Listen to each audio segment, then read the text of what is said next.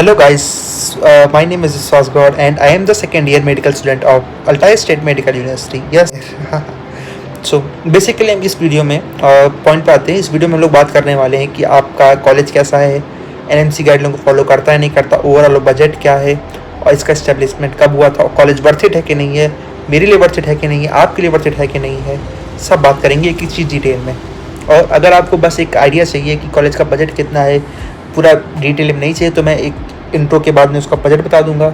और अगर आपको पूरा स्ट्रक्चर जानना है तो मैं डिटेल में एक इंट्रो देने के बाद यूनिवर्सिटी का उसके बाद उसको डिस्कस करूंगा। सो बेसिकली हम सबसे मेन पॉइंट पे आते हैं, ये कॉलेज एनएमसी गाइडलाइन फॉलो करता है नहीं करता। जो भी एनएमसी की गाइडलाइंस 54 मंथ से ज़्यादा का होना चाहिए आपका कोर्स, तो यस हाँ ये एनएमसी गाइडलाइन फॉलो करता है। और आप आते हैं सेकेंड मेन पॉइंट पे, स्टूडेंट फैकल्टी रेशियो कैसा है। जैसे कि हमारे इंडिया में स्टूडेंट फैकल्टी रेशियो नॉर्मली 90-100 बच्चों पे एक टीचर होता है, जबकि इस यूनिवर्सिटी में मैं अपने बैच की बात करता हूँ, मेरे बैच में 17 जन हैं, उन पे एक टीचर दे रखा है हर सब्जेक्ट का। जो वो टीचर हमारे ऊपर इंडिविजुअली ध्यान देता है, एटलीस्ट मेरे पूरे बैच पे तो देता है एक टीचर हर एक बच्चे पे। और इस कॉलेज का इस्टेब्लिशमेंट हुआ था 1954 में, जो एक बता सकता है काफ़ी पुराना कॉलेज है और गवर्नमेंट मेडिकल कॉलेज है सबसे बड़ी चीज़। और ये बर्नौल रशिया में सिचुएटेड है। अगर आपको इंडिया से जाना है तो आपको जाना होगा दिल्ली, जहाँ से भी आप जा रहे हैं, या फिर आपको इंटरनेशनल फ्लाइट वहाँ से हो रही है, जैसे मुंबई से जा रहे हैं मुंबई से भी होती है। तो बेसिकली मैं एक नॉर्मल रूट बता रहा हूँ, दिल्ली टू नोवोविस्क, नोवोविस्क टू बर्नौल। जो अब बहुत लोग होते हैं नोवोविस्क टू बर्नौल की फ़्लाइट नहीं कराते हैं, वो लोग बस से जाते हैं क्योंकि वो ज़्यादा चीपर ऑप्शन होता है। क्योंकि हम लोगों ने MBBS अब्रॉड इसलिए सेलेक्ट किया होता है क्योंकि हम लोगों को थोड़ा सा चीप में काम करना होता है, क्योंकि हमारा इंडिया में MBBS करने का बजट नहीं होता है। क्योंकि यहाँ के प्राइवेट कॉलेजेस की अब मैं 1 साल तो नहीं बोलूँगा क्योंकि अब रुपीज़ की वैल्यू कम हो चुकी है, और हम लोग कम से कम 2 साल या 1.5 साल की फ़ीस के प्राइवेट वहाँ पे हम लोग रहना खाना पीना सब कर रहे हैं।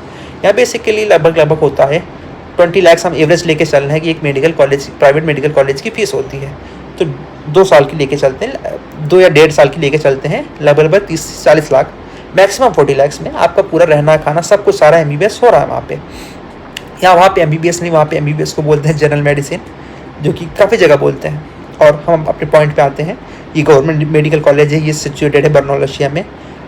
अगर आप रशिया सेलेक्ट कर रहे हैं तो आप सबसे बड़ा अल्टाई स्टेट आप सेलेक्ट करें ना करें, आप सिर्फ गवर्नमेंट मेडिकल कॉलेज ही प्रेफर करिएगा। अब आते हैं अल्टाई स्टेट पे। अल्टाई स्टेट में काफ़ी अच्छी इंडियन स्टूडेंट्स की कम्युनिटी बन के रखी है, हॉस्टल्स हैं, मेस हैं, सिर्फ ऐसे भी हॉस्टल्स हैं जहाँ सिर्फ इंडियंस रहते हैं, ऐसे भी हॉस्टल है जहाँ सब कलेक्टिवली रहते हैं, वहाँ इजिप्ट के बच्चे रहते हैं, रशियंस रहते हैं और बाकी सारे कंट्रीज़ के बच्चे रहते हैं। तो आपके पास इंटरनेशनल एक्सपोजर काफ़ी ज़्यादा है। और यहाँ पे मेस है, अगर आपको इंडिविजुअल कुकिंग करनी है किचन में तो वो भी आपके लिए अवेलेबल है, दोनों ऑप्शंस में होती हैं। आई थिंक फर्स्ट ईयर के लिए कंपलसरी होती है मेस, उसके बाद आपको अगर मेस चाहिए तो ले सकते हैं, अगर नहीं चाहिए तो नहीं ले सकते। बेसिकली और कोई लेता नहीं, क्योंकि मेस थोड़ा सा चीप नहीं होती है। अगर हम लोग सेकेंड ईयर से खुद से खाना बनाते हैं तो और चीपर हो जाता है। जो हम लोगों का मेस का लगभग $1300 के आसपास पड़ता है, तो वो हम लोगों का $1000 $900 के आसपास हो जाता है पूरा, जो भी 10 महीने का 10-11 महीने का हम लोगों को खाना होता है। और उसके बाद ये यूनिवर्सिटी में क्या ऑफ़र करती है, ये यूनिवर्सिटी हमें ऑफ़र करती है 6 साल का जनरल मेडिसिन का कोर्स, जो कि रिकोगनाइज्ड बाई है WHO से। रिकोगनाइज का मतलब क्या होता है, आप कहीं पर भी जाके पूरे वर्ल्ड में जाके कहीं पर भी प्रैक्टिस कर सकते हैं। आप बस आपको उस कंट्री का एक लाइसेंसिंग एग्ज़ाम होता है, जैसे अपनी कंट्री का होता है FMG या नेक्स्ट, वो उसके बारे में आप जानते होंगे, उसके बारे में मेरे को डिस्कस करने की ज़रूरत नहीं है। तो उस कंट्री में जाके आप किसी भी चीज़ का एग्ज़ाम दे सकते हैं। और यहाँ पे अभी तक more than 800-900 student English medium में पास आउट कर चुके हैं। ये बहुत इंपॉर्टेंट पॉइंट है, जो बच्चे इसको बहुत मिस करते हैं यूनिवर्सिटी सर्च करने के टाइम, क्योंकि ये आपको बताता है कि वहाँ की जो टीचर्स हैं उनके पास कितना एक्सपीरियंस है और कितने बच्चों को पास आउट कर चुके हैं इंग्लिश में, कितने बच्चों को पढ़ा चुके हैं। और अब आते हैं इसकी फ़ीस पे। बेसिकली अगर सिर्फ फर्स्ट ईयर में फ़ीस इसकी ज़्यादा होती है, क्योंकि उसमें आपका कंसल्टेंसी फ़ीस, OTC और जो अदर मिसलिनियस चार्जेस होते हैं वो सिर्फ फर्स्ट ईयर तक होते हैं। जैसे OTC आपको सिर्फ एक बार पे करना है, कंसल्टेंसी फ़ी और आपको बस एक बार पे करनी है, बाकी सारे चार्जेस होते हैं वो आपको हर साल पे करने पड़ते हैं। तो इसलिए फर्स्ट ईयर थोड़ा सा बाकी सारे ईयर से हल्का सा थोड़ा सा ज़्यादा और महंगा होता है। लगभग मैं आपको बता देता हूँ, लगभग 8 लाख आपको चाहिए होगा फर्स्ट ईयर में। उसके बाद हर साल 5.5 लाख मैक्सिमम। मैं सिर्फ फ़ीस की बात कर रहा हूँ, सिर्फ फ़ीस की। आपका पर्सनल खर्चा वो अलग है, वहाँ पे डिपेंड करता है कि कितना है, वो भी मैं आगे चल के हम लोग डिस्कस कर लेंगे कैसा होता है।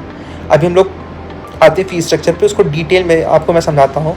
फर्स्ट ईयर का कैसा होता है, बाकी सेकंड से सिक्स ईयर का कैसा होता है।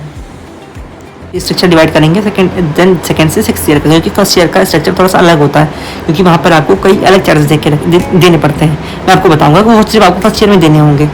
चलो हम स्टार्ट करते हैं, फर्स्ट ईयर पे आते हैं। अब जैसे फर्स्ट ईयर में आपको इतने सारे चार्ज देने पड़ते हैं। इससे पहले आता है रजिस्ट्रेशन फ़ी, OTC, tuition fee, hostel fee, insurance और मेडिकल। तो रजिस्ट्रेशन फ़ी ये ऐसा ये इसलिए होता है जिस भी कंसल्टेंसी से आप रजिस्ट्रेशन करवा रहे हैं उसकी फ़ीस होती है, उसके चार्जेस होते हैं, वो आपके वहाँ पे एडमिशन कराने के चार्जेस लेते हैं, जो कि अप्रॉक्स होते हैं 1,50,000 INR। और तो आपको जो भी डिस्काउंट मिलता है वो इसी में मिलता है। अब और उसके बाद आती है OTC, इसको हम लोग बोलते हैं वन टाइम चार्ज, जो आपका सिर्फ 6 साल में एक ही बार पड़ना है। तो ये होता है आपका $700 as well as you can see USD। और हम बात करते हैं ट्यूशन फीस की। ट्यूशन फीस लास्ट ईयर मेरी थी 3,60,000 रूबल, और इस साल 20,000 इंक्रीज कर दी गई है, तो टोटल ट्यूशन फीस रख दी गई है 3,80,000 रूबल। 3,80,000 रूबल। और हॉस्टल फीस जो कि है 90,000 रूबल। हॉस्टल काफ़ी ज़्यादा आपको फुली फर्निश्ड मिलेंगे।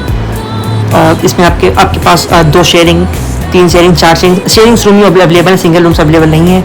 आपको अवेलेबिलिटी के उसमें दिया जाएगा, अगर 2 शेयरिंग का रूम अवेलेबल होगा तो आपको वो प्रोवाइड कराया जाएगा, जो आपको चाहिए होगा वो प्रोवाइड कराया जाएगा अगर वो अवेलेबल है तो। अब आते हैं इंश्योरेंस पे। इंश्योरेंस पे आपको होता है 7,500 रूबल। ये सबसे ज़्यादा इंपॉर्टेंट होता है, क्योंकि आप कभी भी अगर पूरे साल में रशिया में बीमार पड़ते हैं तो ये इंश्योरेंस काम आता है। आपको यहाँ पे कुछ भी हो जाए, आपका एक भी पैसा नहीं लगना है बीमारी में, सारा ये इंश्योरेंस कंपनी क्लेम करती है। अब आते हैं मेडिकल पे। मेडिकल का हमको वहाँ पे 8,000 रूबल पे करने पड़ते हैं जब हम लोग वहाँ पे लैंड करते हैं तब। अब आते हैं रजिस्ट्रेशन, डॉक्यूमेंटेशन, ट्रांसलेशन। लाइक हमको सारे डॉक्यूमेंट्स इंग्लिश में चाहिए होते हैं, बट वहाँ पे वो लोग रशियन में चाहिए होते हैं, तो वो ट्रांसलेशन का पैसा देना पड़ता है। नोटराइजेशन, लीगलाइजेशन, इन्विटेशन, जो हम लोग पास एडमिशन कराने के बाद इन्विटेशन लेटर आता है, जिसके बेसिस पर हम लोगों को वीज़ा मिलता है उसका, और वीज़ा एक्सटेंशन का, और स्टूडेंट ID कार्ड हमें मिलता है, लाइब्रेरी कार्ड हमें मिलता है। उन सब चीज़ के हम लोगों को देने पड़ते हैं। इन सब का कलेक्टिव पे होता है 21,000 रूबल। और उसके बाद आते हैं मेस चार्ज पे। मेस चार्ज जैसे फर्स्ट ईयर के लिए होता है कंपलसरी, उसके बाद आप अपना खाना भी बना सकते हैं, और जो भी मेस भी ले चाहे मेस भी ले सकते हैं, बट सेकेंड ईयर से सब बेसिकली खाना बनाना खुद से बनाना प्रेफर करते हैं। तो इसका फर्स्ट ईयर का चार्ज होता है 1,300 USD। और अब अगर हम लोग इन सब को ऐड करें, इन सब का टोटल लेवल मैं आपको समझाता हूँ। मैंने USD से INR का रेट पकड़ा है 93 अप्रॉक्स के आसपास, और जो रूबल्स में दे रखा है उसका मैंने रेट पकड़ा है 90, क्योंकि जब आप लोग उधर आएंगे तब रूबल का रेट 90 ही चल रहा था। जब मैं भी आया था तभी 90, 91, 92 ऐसे 92 के आसपास चल रहा था। तो ये 1.5 लाख हो गया रजिस्ट्रेशन का, बट इसमें आपको डिस्काउंट मिल जाएगा अगर आप नीचे कॉन्टैक्ट पे आके एडमिशन कराते हैं तो। और उसके बाद है $700 OTC फीस है, इसको 65,000 हो गई है।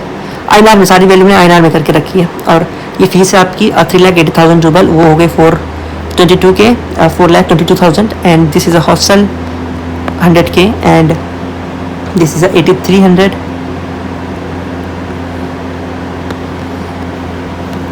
सो डाटा पहले से बना के रखा है, जैसे कि आप देख सकते हैं 1,50,000 रजिस्ट्रेशन फीस है। मैंने सारे डिटेल्स INR में करके रखे हैं, और मैंने USD का रेट लगाया है 93, जो कि इस समय 93 चल रहा है। और मैंने पकड़ा है रूबल टू INR का, INR टू रूबल का रेट 90, क्योंकि जब लोग मैं भी आया तभी 90 था, जब आप लोग भी आएंगे तभी 90 के अप्रॉक्स ही होगा। तो हमें पकड़ रहे हैं कि 1.5 लाख रुपये होगा रजिस्ट्रेशन का। जो भी आपको डिस्काउंट मिलेगा वो इसी में मिलेगा, अगर आप नीचे दिए नंबर पे या इंस्टा पे आके मेरे को कॉन्टैक्ट करते हैं तो। उसके बाद ये USD दे के रखा है, ये है OTC, ये हो गया 65,000। और ये हॉस्टल फीस है, सॉरी हॉस्टल फीस नहीं, ये ट्यूशन फीस है, ये हो गई 4,22,000। और ये हॉस्टल फीस है अप्रॉक्स 1 लाख के आसपास बैठेगी जाके यहाँ के INR में। उसके बाद ये आपकी इंश्योरेंस की फीस है 7,500 रूबल, जो कि हो रहा है 8,300 INR। और ये है आपकी मेडिकल की फ़ीस, और जो कि हो रही है 8,900।